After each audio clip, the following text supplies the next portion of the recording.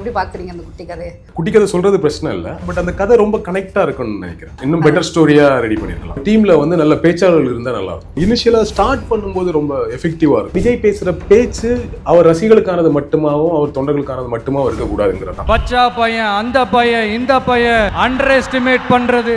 இப்ப வரைக்கும் அவர் பேசுனது எங்கேயாவது அழுத்தம் திருத்தமா இதுதான் மக்களுக்கான விஷயம், இதை நான் பண்ண போறேன்னு பேசியிருக்காரு. நீங்க ஓவராலா ஊழல் ஒழிக்க போறோம், ஓவராலா தண்ணி கொண்டு வரணும், ரோட கொண்டு வரோம்னா இங்க தண்ணி ரோடெல்லாம் இருக்கு. மொத்தம் பொதுவாக சொல்லக்கூடாது, பி ஸ்பெசிஃபிக்கா இருக்கணும் பாலிடிக்ஸ்ல, அப்பதான் ஒர்க் அவுட் ஆகும். திரும்பவும் அந்த டிவிகே டிஎம்கேக்குள்ளேயே தான் அவர் நிக்கிறாரு அப்படின்றது இருக்குல்ல. தேவையில்லாம பேசி அவரை வளர்த்து விடக்கூடாதுங்கிறது திமுகவோட ஸ்ட்ராட்டஜி. இப்போ நீங்க மக்கள் இன்னும் சந்திக்கவே இல்லைன்ற ஒரு விஷயம் இருக்குல்ல, டைரக்டா அந்த சிஎம் சீட் வேணும்ன்ற விருப்பம் இருக்குல்ல, அவர் சந்திக்காம இருக்கிறத நியாயப்படுத்துறாருல, அதுதான் எனக்கு பெரிய பிரச்சனையா இருக்கு. வெறும் மக்கள் சக்தியா இருக்கக்கூடிய நம்ம டிவிகே வெளிவர மாட்டேன். கடைசி வரைக்கும் தமிழ்நாடு என் வீடு தான், எல்லா வீடும் என் வீடு தான் பேசிட்டு போகணும்னு தோணும். இந்த வாட்டி என்ன சொல்றாரு, எனக்கு சிக்கல்கள் இருக்கு, நான் சிஎம் ஆயிட்டு வருவேன்றார். ஆக மொத்தத்துல வரமாட்டீங்க, ஜெயிச்ச அப்புறம் வரலாம் சொல்லக்கூடாது. ஆக மொத்தத்துல வர்றதில்ல, வராம இருக்கிறது ஒரு ஷாக்கு வேற. நம்மளோட ஆட்சி அமைஞ்சதும் ஒவ்வொரு கிராமத்துக்கும் நான் நேரடியா வந்து என்னுடைய சொந்தங்களாகிய உங்க எல்லாரையும் நான் சந்திக்கிறேன். தொடர்ச்சியா புரிதலே இல்லாம எப்படி ஒருத்தரால இருக்க முடியும்? நான் மக்களோட மக்களா நிக்கிறது வந்து ஸ்டாலினுக்கு பிடிக்கலன்றாரு. எங்க மக்களோட மக்களா நின்னீங்க? என்னன்னா இங்க ஓவராலா பார்க்கும்போது சோசியல் மீடியா ட்ரெண்டிங்லையும் இளைஞர்கள் அதிகமா ஆக்டிவா இருக்கிறதுனாலையும் பாக்குறதுக்கு இவ்வளவு எதுவுமே பண்ணாம இருக்காரு விஜய், ஆனா இவ்வளவு மக்கள் ஆதரவு இருக்கு அப்படிங்கிற மாதிரி தோணும். அந்த மக்கள் ஆதரவுங்கிறது எத்தனை பெர்சன்டேஜ்ங்கிறது எலெக்ஷனுக்கு அப்புறம் தான். எந்த எலெக்ஷனை எப்படி டீல் பண்ணணும், எப்படி ஹேண்டில் பண்ணணும்ன்றது நம்ம தமிழ்நாட்டு மக்களுக்கு தெளிவா தெரியும். எழுதி பேப்பர் வெளில வந்துருச்சு, விஜய் பேசினதெல்லாம் ஒரு லைன் மாறாம அதுல இருக்கு. விஜய் ஒரு நடிகருங்கிறதுனால உணர்ச்சி வசப்பட்டாலோ கண்ணீர் விட்டாலோ அழுதாலோ அது உண்மையா இருந்தா கூட நம்ப மாட்டாங்க. ஓகேவா? ஏன்னா ஒரு ஆக்டர், சென்சிட்டிவான சென்டிமெண்ட். நீங்க ஃபேக்கா தான் அதை ரெடி பண்ணீங்கன்னா இந்த மாதிரிலாம் ரெடி பண்ணாதீங்க. ஏன்னா அது ஒர்க் அவுட் ஆகாது. ஏன்னா அவர் ஒரு ஆக்டர்.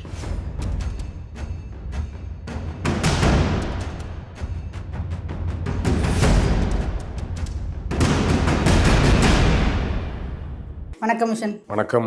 ரொம்ப நாளுக்கு அப்புறம் சந்திக்கிறோம். அதுவும் ஒரு முக்கியமான தலைவர் பேசியிருக்காரு. அந்த தலைவர் உரையிலேருந்து ஸ்டார்ட் பண்ணலான்னு நினைக்கிறேன். வேலூரில் வந்து விஜய் வந்து நிர்வாகிகள் கூட்டம் போட்டிருக்காரு. ஒரு குட்டி கதையோடு ஸ்டார்ட் பண்ணியிருக்காரு. எப்படி பார்க்குறீங்க அந்த குட்டி கதையை? வழக்கமாக ஒரு குட்டி கதை போகும், இன்றைக்கி ஒரு குட்டி கதை போயிருக்கு. ஆமாம், அடிக்கடி குட்டி கதை சொல்கிறது வழக்கம். அது ரஜினிகாந்தோட வழக்கம், அது அப்படியே விஜய் எடுத்துக்கிட்டாரு. அது உண்மைதான். இன்றைக்கி குட்டி கதை இன்ட்ரெஸ்டிங்கான ஒரு கதை இல்லை. ஆக்சுவலி எனக்கு வந்து கொஞ்சம் பதட்டம் ஆயிடுச்சு. கதை சொல்லிகிட்டே இருக்கும்போது கடைசி அந்த பையன் ஸ்டைலாக கெத்தாக நடந்து வரான்னு சொன்னார்ல, எனக்கு டப்புன்னு எங்கே தெரியுமா ஞாபகம் போச்சு, ஒரு படத்தில் ஒரு காளை மாடை அடக்கவே முடியாது, ராமராஜன் போயிட்டு பேச்சு பேச்சு பெருமையுள்ள பேச்சுன்னு பாட்டு பாட அடக்கிடுவாப்ல. ஏதாவது பாட்டுக்கிட்டு பாடி இந்த பையன் அடக்கிடுவாரோன்ற ஒரு செகண்ட் தாட் அங்கே போயிட்டு வந்துருச்சு. நல்ல வேலையை அவன் புல்லுக்கட்டை எடுத்து கொடுத்து அடக்கிட்டானா அப்படின்னாரு. ஒன்றும் பெரிய குட்டி கதை சொல்கிறது பிரச்சனை இல்லை, அதை ஒரு ஸ்டைலாக வச்சுருக்கிறதும் ப்ராப்ளம் இல்லை. பட் அந்த கதை ரொம்ப கனெக்டாக இருக்குன்னு நினைக்கிறேன். ஒரு காலமாடு, அந்த சின்ன பையன் தான் நம்ம எல்லாம் சேர்ந்த டிவிக்கே சொல்கிறது இன்னும் பெட்டர் ஸ்டோரியாக ரெடி பண்ணியிருக்கலாம். நம்ம முன்னாடி பேசிகிட்டு இருந்தோம்னு நினைக்கிறேன். புள்ள போட்டு காலமாடு அனுக்கிற ஒரே ஆள் இவராக தான் ரிஜிஸ்டர் ஆவார், அந்த அளவுக்கு பேசியிருக்காரு. ஒன்று கனெக்ட் ஆகலைன்றது ரெண்டாவது விஷயம். அவர் எடுத்துகிட்டு வர அந்த ஸ்பீச்சுக்கு ஸ்டார்ட் ஆகிற விதம் இருக்குல்ல, அதை எப்படி பார்க்குறீங்க? ஒவ்வொரு மேடைகள்லையுமே அவர் பண்ணுற விதம், அவர் பேசுகிற விதம், அது எப்படி வெளிப்படுது, மக்கள் அதை எப்படி எடுத்துக்கிறாங்கன்ற ஒரு கேள்வி இருக்குல்ல, அது நீங்கள் எப்படி பார்க்குறீங்க? ஆக்சுவலி இப்போ எல்லா பொலிட்டீஷியன்ஸ்க்கும் ஸ்ட்ராட்டஜிஸ்ட் வேலை செய்கிறாங்க பின்னாடி, ஓகேவா? ஸோ அதில் அந்த ஸ்ட்ராட்டஜிஸ்டோட வேலை என்ன பேசணும், எப்படி ட்ரெஸ் பண்ணணும், இந்த மாதிரி நிறைய இருக்குது இல்லையா? என்னென்ன பாயிண்ட்ஸ் எடுக்கணும், ஓவராலாக அந்த ஸ்பீச்சோட எப்படி ஆரம்பித்து எப்படி முடிக்கணுங்கிற வரைக்கும் ஸ்ட்ராட்டஜிஸ்ட் முடிவு பண்ணுறாங்க. இந்த ஸ்ட்ராட்டஜிஸ்ட்க்கு வந்து அல்லது அவங்க டீமில் வந்து நல்ல பேச்சாளர்கள் இருந்தால் நல்லாயிருக்கும். நிறைய மேடைகளில் பேசினவங்க, நல்ல பேச்சாளர்கள் இருந்தாங்கன்னா இருக்காங்களே. யார் இருக்காங்க? என்ன நாஞ்சல் சம்பத் போயிருக்காரு, அவர் அவங்க அந்த டீம்ல இருக்கணும்ல. நாஞ்சில் சம்பத் இருக்கிறாரு, அந்த ஸ்ட்ராட்டஜிஸ்ட் வந்து அப்ப நாஞ்சில் சம்பத்தை கேட்கணும்ல. நாஞ்சில் சம்பத்தை கேட்டிருந்தா இப்படி ஒரு ஸ்பீச் ரெடி பண்ணி கொடுப்பாரா? இந்த குட்டி கதையெல்லாம் சொல்லுவாரா? அவர் வேற மாதிரி ரெடி பண்ணி கொடுப்பாரு. அப்ப என்ன பண்ணணும், நாஞ்சில் சம்பத் சார் ஸ்பீச் இதுதான், இந்த மேட்டர் தான் பேச போறோம், எப்படி ஆரம்பிச்சு எப்படி முடிக்கணும், என்னென்ன விஷயம் நீங்க சொல்லுங்கன்னா அவர் கொடுப்பாரு லட்டு மாதிரி. அவர் கொடுக்குற பாயிண்ட் இவர் பேசினாலே 2 மணி நேரம் பேசலாம். விஜய் ஷார்ட்டா பேசுறாருன்றாருல, ஏன்னா அவர் 20 மணி நேரம் பேசுவாரு. அவர் கொடுக்கறத இவர் கொஞ்சம் வாங்கி பேசினா 2 மணி நேரம் சாலிடா பேச முடியும் இல்லையா? ஆட்கள் இருக்காங்க, ஆனா அதை யூஸ் பண்ணணும்ல. ஸோ அப்படி நீங்களே பாருங்க, விஜயோட ஸ்பீச் நாஞ்சி சம்பத் கான்ட்ரிபியூட் பண்ண ஸ்பீச் மாதிரியா இருக்கு? இல்லையா? இல்ல நாஞ்சி சம்பத் இல்ல, யாருமே கான்ட்ரிபியூட் பண்ணாத ஒரு ஸ்பீச் மாதிரி. இல்ல ஆக்சுவலி யாருமே விஜய் ஸ்டைல்ல பேசினா போதுமானது. ஆனா அதுல இருக்கக்கூடிய விஷயங்கள் கொஞ்சம் காத்திரமா இருக்கணும். இனிஷியலா ஸ்டார்ட் பண்ணும்போது ரொம்ப எஃபெக்டிவா இருக்கணும். ஏன்னா மற்ற தலைவர்கள் ஸ்பீச் மாதிரி கிடையாது. முக ஸ்டாலின் அவர்கள் பேசுறதை கேட்க வர்றவங்க அவங்க திமுக தொண்டர்கள், அவங்க ஆல்ரெடி ஒரு ஸ்பீச்சை கேட்டு பழகிருக்காங்க. இப்ப தலைவர் இப்படிதான் ஆராய்ப்பாரு, பொறுமையா வருவார், மேட்டருக்குங்கிறது அவனுக்கு தெரியும். பொறுமையா உட்காந்துருப்பான். இங்க எப்படி பார்த்தா ரசிகர்களாக இருந்து தொண்டர்களா கன்வெர்ட் ஆனவங்க தான். அவங்களுக்கு சோசியல் மீடியா ட்ரெண்ட்ல இருப்பான். எடுத்ததுமே நம்ம ஹூக்கப் தானே அது பேரு, ரீல்ஸ்ல வந்து ஆரம்பிக்கும் போதே ஒரு கட்டை போட்டுட்டு அப்புறம் தான் மேட்டருக்கே வருவோம்ல ஆல்ரெடி. அந்த மாதிரி அவனுக்கு இனிஷியலா சம்திங் தேவைப்படுது. அது மாதிரிதான் இவர் குட்டி கதையை வச்சிருக்கிறாரு. ஃபைன், குட்டி கதைனா ஆர்வம் ஆகிறா, ஏதோ ஒரு கதை சொல்ல வர்றாரு தலைவர் அப்படின்னு ஆர்வம் ஆகிறா. எனக்கு என்னன்னா, விஜய் பேசுற பேச்சு அவர் ரசிகர்களுக்கானது மட்டுமாவும் அவர் தொண்டர்களுக்கானது மட்டுமாவும் இருக்கக்கூடாதுங்கிறதான். எக்ஸாக்ட்லி. இப்போ அதுதான் நம்ம வந்து ஒவ்வொரு பரப்புரையா இருக்கட்டும், இல்லை அவர் போடுற கூட்டமா இருக்கட்டும், மீடியாவாகவும் எக்ஸ்பெக்ட் பண்றது அவர் தான் என்ன பேச போறாருன்னு. ஆனா அது குட்டி கதையோடு முடிஞ்சிருதுன்றது தான் மேட்டர். ஓவராலாவே அவரோட ஸ்பீச் வந்து போதாமை இருக்கு, நிறைய போதாமைகள் இருக்கு. ஓவராலாவே இன்னும் எஃபெக்டிவா பேசணுங்கிறது தான். நீங்க இப்போ எஃபெக்டிவா பேசணுன்றதுனால நான் இதை ஆட் பண்ணி கேட்கிறேன். அவர் பேசின விஷயத்துல ஒரு கட்சி ஆரம்பிச்சிருக்காரு, ஒரு தலைமை பொறுப்பில் இருக்கார், தலைவராக இருக்காரு. 2 வருஷத்துக்கு கடந்து 3வது வருஷத்தோட தொடக்க விழாவும் முடிஞ்சிருச்சு. ஆனால் இப்போ வரைக்கும் அவர் பேசுனதுல எங்கேயாவது அழுத்தம் திருத்தமா இதுதான் மக்களுக்கான விஷயம், இதை நான் பண்ண போறேன்னு பேசியிருக்காரா? எனக்கு தெரிஞ்சு இந்த ஸ்பீச் தான் ஓரளவுக்கு ஸ்பெசிஃபிக்காக வந்திருக்காரு நினைக்கிறேன். பல பேர் சொல்லி சொல்லி சொல்லி இன்னைக்கு பேசினார் தெரியுமா? அரசு பள்ளிகள்ல மாணவிகளுக்கு கதவுடன் கூடிய ரெஸ்ட் ரூம் கட்டி, ரொம்ப முக்கியமான விஷயம் உங்களுக்கு தெரியும். நான் ரெகுலரா விஜய் பத்தி நான் பேசும்போது பி ஸ்பெசிபிக். நீங்க ஓவராலா ஊழல் ஒழிக்க போறோம், ஓவராலா தண்ணி கொண்டு வரணும், ரோட கொண்டு வரோம்னா இங்க தண்ணி ரோடெல்லாம் இருக்கு. இந்த வாட்டி தான் ரொம்ப ஸ்பெசிபிக்கா வந்து மலை கிராமங்கள்ல மருத்துவ வசதி, சாலை வசதின்னு பேசுறாரு. அரசு பள்ளியில ரொம்ப ஸ்பெசிபிக். அது அரசு பள்ளியை தரம் உயர்த்தும் ஜெனரலா சொல்லாம, கழிவறைகள்ல பெண்கள் மாணவிகள் யூஸ் பண்ணக்கூடிய கழிவறைகள்ல கதவுடன் கூடிய ரெஸ்ட் ரூம் உருவாக்குங்கிறது ரொம்ப ஸ்பெசிபிக்கான விஷயம். அந்த மாதிரி இஷ்யூஸ் இருக்கு. ஆமாமா இருக்கு. இன்னும் கிராமங்கள்ல அதை சந்திச்சுக்கிட்டு இருக்காங்க. இன்னும் நகரப்பகுதியிலேயும் சில ஏரியாக்கள்ல அப்படி இருக்கு. சோ அட்லீஸ்ட் அந்த இடத்த நோக்கி நகர்ந்திருக்காரு. இது பெட்டர் ஸ்பீச், வாவ் சூப்பர்லாம் நான் சொல்ல வரல. அட்லீஸ்ட் ஸ்பெசிபிக்கா வந்திருக்காருங்கிற ஒரு சந்தோஷம் இருக்கு. ஓரளவுக்கு பெட்டரா. இதுக்கு முன்னாடி பாத்தீங்கன்னா 19 பேசுவார். ப்ரியாரிட்டி, நாங்க வந்த ஃபர்ஸ்ட் ப்ரியாரிட்டியே சிறுபான்மையினருக்கு தான், விவசாயிகளுக்கு தான், மீனவர்களுக்கு 19 அடிப்பாரு. இந்த வாட்டி அப்படி அடிக்கிறத விட்டு கொஞ்சம் தாண்டி வந்திருக்கிறாரு. கொஞ்சம் தாண்டி வந்து ஸ்பெசிபிக்கா என்னென்ன இஷ்யூ அப்படின்னு பேசுறது கொஞ்சம் பெட்டரா பாக்குறேன். இப்போ நீங்க சொன்னதுல இருந்து அது ஒரு முக்கியமான விஷயம் தான். எப்பவுமே வந்து பாயிண்ட் அவுட் பண்ணி பேசவே மாட்டாரு. இன்னைக்கு இந்த விஷயங்கள்லாம் கடைசியில எடுத்து கொண்டு வந்து முடிச்சிருக்காருன்றது ஓகே. பட் இதுல இன்னொரு பெரிய கேள்வி என்னன்னா, திரும்பவும் அந்த டிவிகே டிஎம்கேக்குள்ளேயே தான் அவர் நிக்கிறாரு அப்படின்றது இருக்குல்ல. அது என்ன விதமான, அங்கிட்ட ஒரு கட்சி வந்து கண்டுக்கவே மாட்டாங்க இல்ல. நம்ம பாக்குறோம் டிஎம்கே அது ஒரு பெரிய பொருட்டாவே எடுத்துக்க மாட்டாரு. உதயநிதி அவர்கள்ட்ட போய் மைக் நிட்டுனா தட்டி விட்டு போயிட்டே இருக்காரு அவர் பாட்டுக்கு. அதுக்கு ரெஸ்பாண்ட் பண்ணவே விரும்பல. ஆனா இவர் வந்து அது மக்கள் வந்து அந்த லைம் லைட்ல வச்சுட்டு இருக்காங்கன்னு சொல்லுவாங்கல்ல, இதை ஞாபகத்துல வச்சிருங்க. டிவிகே டிஎம்கே ரெஜிஸ்டர் பண்ணிட்டே இருக்காரு. அதை எப்படி பார்க்கலாம் நம்ம? விஜய் பத்தி தேவையில்லாம பேசக்கூடாது, தவிர்க்கவே முடியாம சில நேரங்களில் பேசினாங்க. அதை தாண்டி பெரும்பாலும் பேச மாட்டாங்கன்னு வச்சுக்கோங்க. தேவையில்லாம பேசி அவரை வளர்த்து விடக்கூடாதுங்கிறது திமுகவோட ஸ்ட்ராட்டஜி. நமக்கு வேற வழியில எல்லாரையும் கட் பண்ணிட்டு திமுக நமக்கு தான் போட்டிங்கிறத ஒன்று கிரியேட் பண்ணுங்கிறது விஜயோட ஸ்ட்ராட்டஜி. ஓகேவா? ஆக்சுவலி ஸ்ட்ராட்டஜி பாலிடிக்ஸே நம்ம பார்த்த மாதிரி இப்ப நமக்கு தெரியும் நம்ம எந்த களத்துல இருந்து வந்திருக்கோம்னு தெரியும். பாலிடிக்ஸ்ங்கிறதே வேற. ஆனா பாலிடிக்ஸ்ங்கிறதே இப்ப ஸ்ட்ராட்டஜியா மாறிடுச்சு. ஸ்டேஜ் பாலிடிக்ஸே கிடையாதுன்றதுதான் இருக்கு. ரியாலிட்டிக்குள்ள வரல, இன்னும் பிராக்டிகல்குள்ள வரல. திமுக மேல இந்த விமர்சனம் எல்லா பார்ட்டிகள் மேலயுமே இருக்கு. என்னன்னா அவங்களுக்கு இந்த ஸ்ட்ராட்டஜி, இந்த ஸ்ட்ராட்டஜிஸ்ட் இதெல்லாமே ஆட் ஆன் வேல்யூ.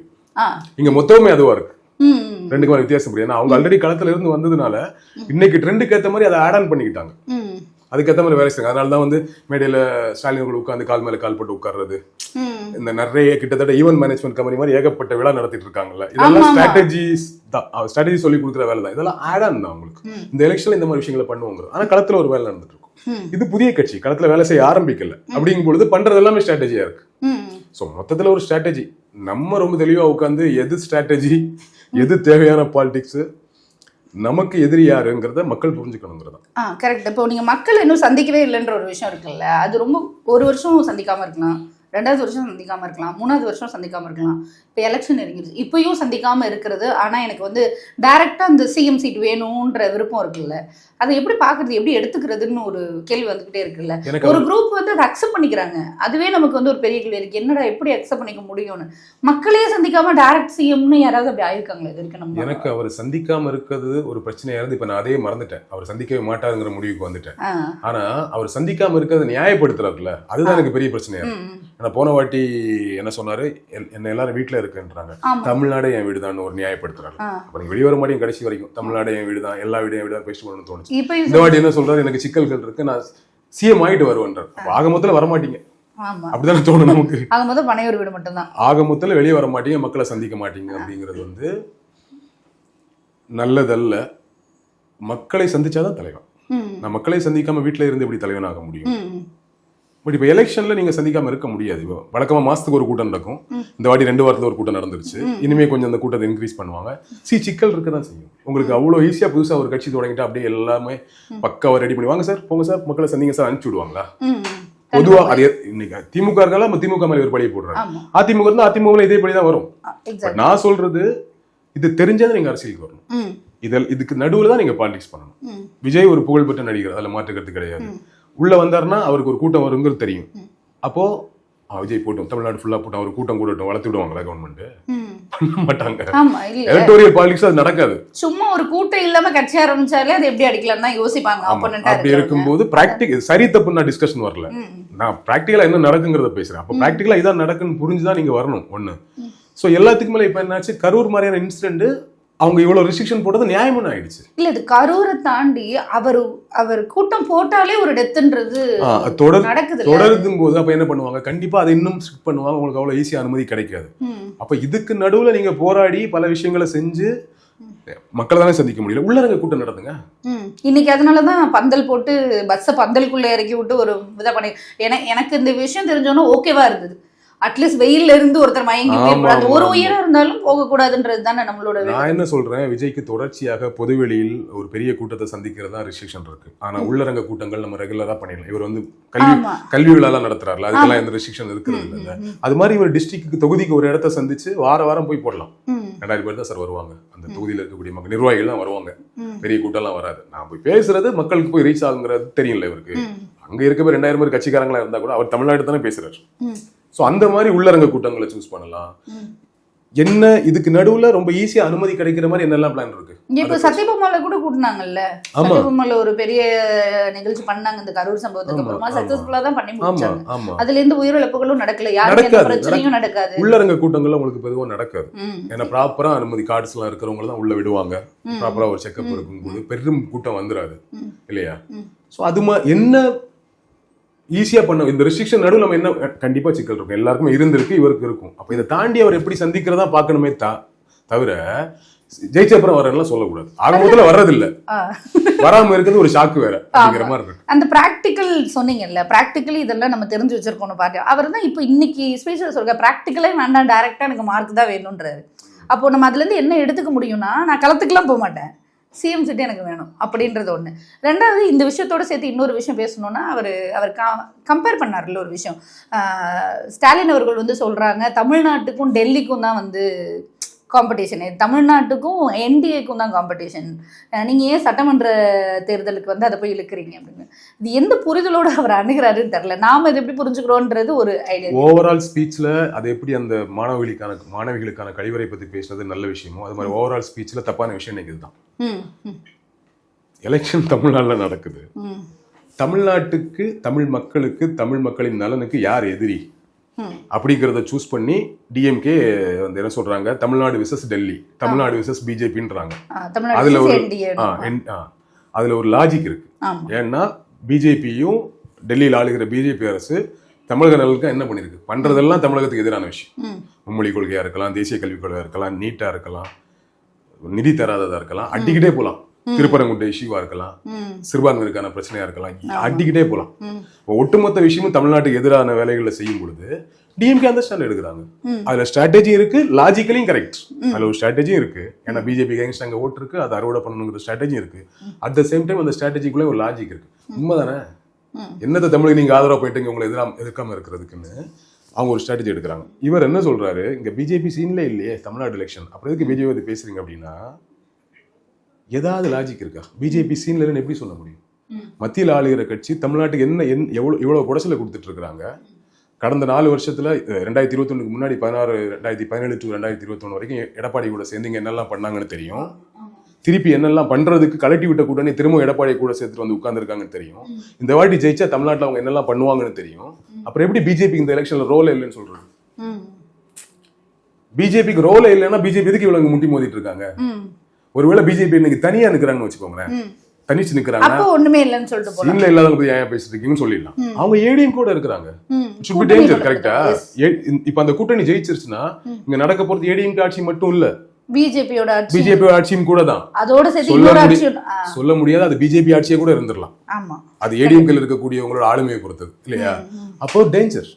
அப்போ பிஜேபி இவர் பிஜேபி தமிழ்நாட்டு நலனுக்கு எதிரானது இல்லைன்னு சொல்ல வர்றாரா, இல்ல பிஜேபி இங்க சீன்ல இல்லைங்கிறத புரிதல் இல்லாம சொல்றாருங்கிறது தான் நான் எப்படி புரிஞ்சுக்கிறேன்னா, இவர் புரிதல் இல்லாம ரொம்ப மேம்போக்கா, இது சும்மா நார்மலா ஒரு அரசியல் புரிதல் இல்லாத ஒரு மனிதன், ஒரு இளைஞனோ யாரோ ஒருத்தன் வந்து சும்மா பிஜேபிக்கு தமிழ் அதிமுக விசஸ் திமுக தானப்பா, எதுக்கு இவங்க பிஜேபி பத்தி பேசுறாங்கன்னு தெரியாம போற பக்கம் ஒருத்தன் சொல்லிட்டு போவான் தெரியுமா? அவனுக்கான புரிதலும் ஒரு கட்சி தலைவருக்கான புரிதலும் ஒரே மாதிரி இருக்குன்ற. இல்லை, இப்போ இதில் நீங்கள் சொன்னது ரொம்ப சரியான விஷயம் இல்லை. புரிதலே இல்லாமல் ஒரு தலைவர் அணுகிறது அப்படின்றது ரொம்ப தவறான விஷயம். அவர் தலைவராக இருக்கிறதுன்றது நம்ம கேள்விக்குறி வைக்கணும். ஆனால் தொடர்ச்சியாக புரிதலே இல்லாமல் எப்படி ஒருத்தரால் இருக்க முடியும்? ஒரு 600 நாள் இப்போ இந்த ஃபீல்டுக்கு வரோன்னு வச்சுக்கோங்களேன், நானே வரேன், எனக்கு ஒரு ஆங்கரிங் தெரியல, ஒரு 10 நாள் நான் தெரியல, 1 மாதம் தெரியல, 2 மாதத்துல, 1 வருஷத்தில் நான் ஒரு லேர்ன் பண்ணியிருப்பேன்ல.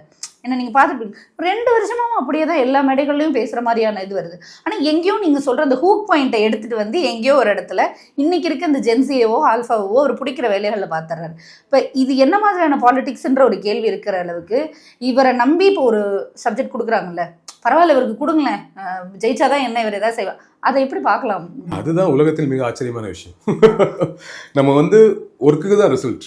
Correct correct correct. நீ எக்ஸாம்ல ஆன்சர் சரியா கூட எழுத வேணாம், அட்லீஸ்ட் 40 பேப்பர் எழுதுனா உனக்கு பாஸ் மார்க் அது போட்டு விட்டுருவாங்க. அட்லீஸ்ட் எக்ஸாம் போகணும், அட்லீஸ்ட் எல்லா क्वेश्चनக்கு ஆன்சர் பண்ணிட்டா எனக்கு பாஸ் மார்க் அது போட்டு விட்டுருவாங்க கவர்மெண்ட் எக்ஸாம்ல. கரெக்ட்டா? சரிப்பா எழுதிருக்காப்பா, பேஜ் 1 மார்க் போட்டா கூட 40 மார்க் வந்துரும், பாஸ் ஆயிடும்னு ஒண்ணு இருக்குல்ல, அந்த கணக்கா அது இருக்கணும்ல. ஆனா நம்ம மக்கள் வந்து உண்மையாவே ரொம்ப இயல்பா சரி பரவாயில்ல வரட்டுமே, என்ன இருக்கு, ஏன் இவங்க மட்டும் தான் ஆளணுமே, விஜய் வந்தா வரட்டுமே அப்படின்னு நினைக்கிறது இருக்குல்ல, அது உண்மையாவே அது விஜய் மேல இருக்கக்கூடிய கரிசனமா அல்லது விஜய்க்கு எதன் அடிப்படையில் இந்த கரிசனம் வருது? நான் என்ன சொல்றேன், ஒரு ஆக்டரா அவர் உண்மையாவே டெடிகேட்டிவான ஒரு ஆக்டர், ஹார்ட் ஒர்க்கிங் பர்சன், ஜெயிச்சு கஷ்டப்பட்டு உழைச்சு அந்த இடத்துக்கு வந்திருக்காரு. பாலிடிக்ஸ் வந்திருக்காருன்னா நம்ம என்ன சொல்றோம், நான் எல்லாம் மற்ற ஜேர்னலிஸ்ட் மாதிரி உட்காந்துட்டு இல்ல விஜய் வரவே கூடாது, விஜய் பிஜேபி கிட்ட எல்லாம் பேசவே இல்லை. எல்லாரும் தாராளமா வாங்க, வெல்கம் பண்றோம், வேலை செய்யுங்க, மக்களோட மக்களா நில்லுங்க, நீங்க நல்லா ஒர்க் பண்ணீங்கன்னா உங்களுக்கு அந்த சீட்டை தரப்போறோம், ஓகேவா? அதுல எந்த பிரச்சனையும் கிடையாது. ஸோ அதைத்தானே மக்கள் பார்க்கணும் நான் நினைப்பேன். ஸோ வர்றாரா, இந்த 2 வருஷம் என்ன வேலை செஞ்சிருக்காரு? நான் மக்களோட மக்களா நிக்கிறது வந்து ஸ்டாலினுக்கு பிடிக்கலன்றாரு. எங்க மக்களோட மக்களா நின்னீங்க? 2 போராட்டம், ஒன்னு பரந்தூர், இன்னொன்னு வந்து போன கூட்டத்துல வரிசையா போராட்டத்தை அடுக்கினார். தமிழ்நாடு நல்லா இருக்குன்னு சொல்றீங்கல்ல சார், இவ்வளவு மக்கள் போராடி, ரொம்ப நல்ல பாயிண்ட். ஆனா அவ்வளவு போராட்டத்துக்கு போய் நின்னீங்களா? நீங்க என்ன பண்ணீங்கன்றது அவ்வளவு போராட்டத்துக்கு போய் நின்னீங்களா? இல்ல. அப்போ அப்புறம் எதை நம்பி நான் உங்களுக்கு ஓட்டு போடுங்க, என்னுடைய கருத்து. பட் என்னன்னா இங்கே ஓவராலாக பார்க்கும்போது சோஷியல் மீடியா ட்ரெண்டிங்லையும் இளைஞர்கள் அதிகமாக ஆக்டிவாக இருக்கிறதுனாலையும் பார்க்குறதுக்கு இவ்வளோ எதுவுமே பண்ணாமல் இருக்கார் விஜய், ஆனால் இவ்வளோ மக்கள் ஆதரவு இருக்குது அப்படிங்கிற மாதிரி தோணும். அந்த மக்கள் ஆதரவுங்கிறது எத்தனை பர்சன்டேஜுங்கிறது எலெக்ஷனுக்கு அப்புறம் தான் தெரியும். இப்போ நம்ம இன்டர்வியூவில் உட்காரதுக்கு முன்னாடி ஒரு விஷயத்த பார்த்துட்டு வந்தேன், அது உண்மையாக போயான்னு எனக்கு தெரில, நான் கேட்போம், நீங்கள் ஒரு சீனியர் ஜெர்னலிஸ்ட் இல்லை, அதனால் நானும் அதை தெரிஞ்சுக்க விருப்பப்படுறேன். எழுதி பேப்பர் வெளில வந்துருச்சு விஜய் பேசினதெல்லாம், ஒரு லைன் மாறாம அதுல இருக்கு, ஒரு நிமிஷம் கேப் விட்டு இப்படி பண்ணுங்க அப்படி பண்ணுங்க அப்படின்னு நான் வேணா உங்களுக்கு அனுப்புறேன், நீங்க நான் பார்த்துட்டேன். அது என்னன்னா அவர் அது ஒரு இடத்துல உணர்ச்சி வசப்பட்டார்ல, சென்டிமெண்டலா எமோஷனலா கனெக்ட் ஆன மக்கள் என்னோட சேர்ந்துன்னு சொல்லிட்டு 2 வாட்டி கத்திட்டு அப்படியே எமோஷனல் கொஞ்சம் அழற மாதிரி ஆகிட்டார்ல, அதுதான் அதில் ஸ்பெசிஃபிக்காக சொல்லியிருக்கேன். அதுக்கு முன்னாடி பேசினதுல இருந்து அந்த இன்சிடென்ட்ல இருந்து அதுக்கு அப்புறத்துல இருந்து எல்லாமே லைன்ல ஒரு பேப்பர் ரிலீஸ் ஆயிருக்கு. முக்கியமான விஷயம் அது. ஏன்னா விஜய் திடீர்னு அழுற மாதிரி வந்துட்டதுனால இல்ல அது ஆல்ரெடி எழுதி வைக்கப்பட்டதுங்கிற மோட்ல தான் அது பரப்பப்படுது. நான் என்ன சொல்றேன், அது உண்மையா போயான்னு எனக்கு தெரியாது. விஜய் ஒரு நடிகருங்கிறதுனால உணர்ச்சி வசப்பட்டாலோ கண்ணீர் விட்டாலோ அழுதாலோ அது உண்மையா இருந்தா கூட நம்ப மாட்டாங்க, ஓகேவா? ஏன்னா ஒரு ஆக்டர் வேணே அழுவாங்க அப்படின்னு சொல்லிடுவாங்க. அதனால அழ வந்தா கூட அதெல்லாம் கண்ட்ரோல் பண்ணிக்கணுங்கிறது என்னுடைய வேண்டுகோள். ஏன்னா நம்ப மாட்டாங்க.